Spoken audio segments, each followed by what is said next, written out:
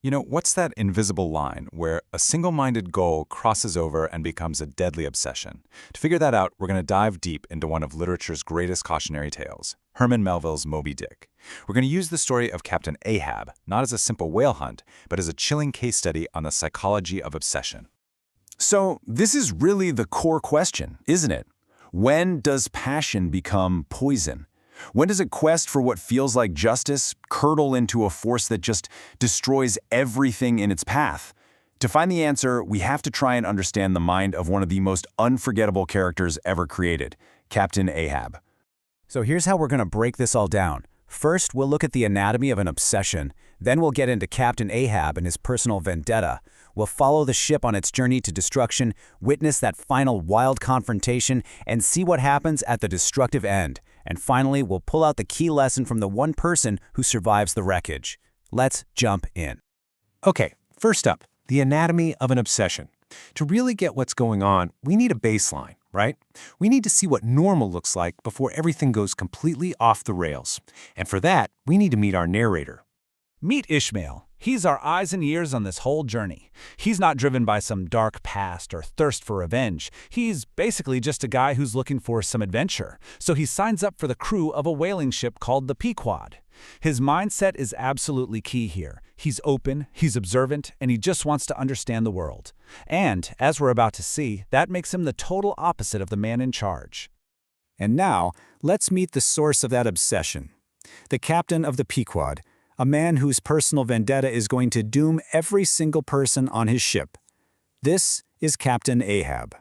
So who is this guy? Well, Ahab is the captain, but he's really defined by one single traumatic event.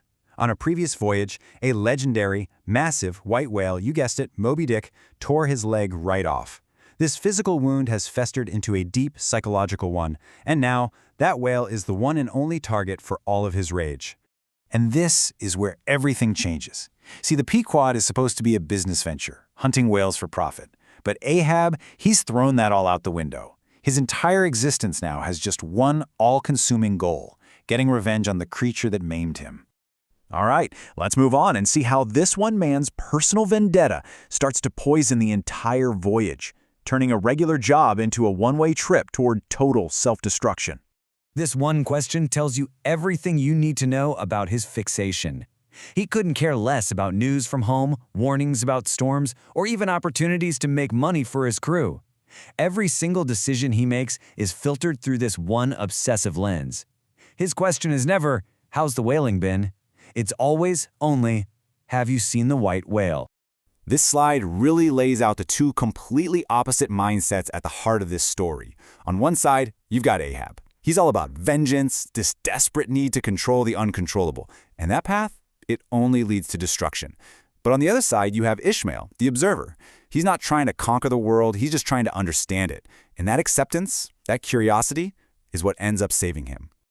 After months and months at sea, the moment Ahab has been living for is finally here. Moby Dick is spotted, and the whale is described as this immense, almost mythical force of nature, the perfect symbol of the unconquerable wild that Ahab is so desperate to defeat. Now, this isn't some quick fight. This is a brutal 3-day battle. On day 1, Ahab attacks, and he fails. Day 2, the whale fights back, doing some serious damage to the ship and the crew. Any sane captain would call it quits and turn back, but Ahab's obsession, it's absolute. He pushes everyone forward straight into a showdown that can only end one way. And this is what it all comes down to, an unstoppable obsession meeting an immovable object.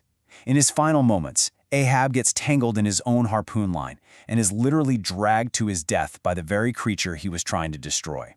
His obsession becomes his undoing, in the most literal way possible. And the cost of his obsession is just total. The great whale smashes the Pequod into splinters, and the ship sinks straight to the bottom of the ocean, taking the whole crew with it. Well, all but one. So, who made it out alive? And why? The answer to that question really holds the central message of this entire story. It's a timeless lesson about the human mind. The sole survivor is Ishmael, our observer, and he's saved, pretty poetically, by floating on a coffin that was originally made for his friend.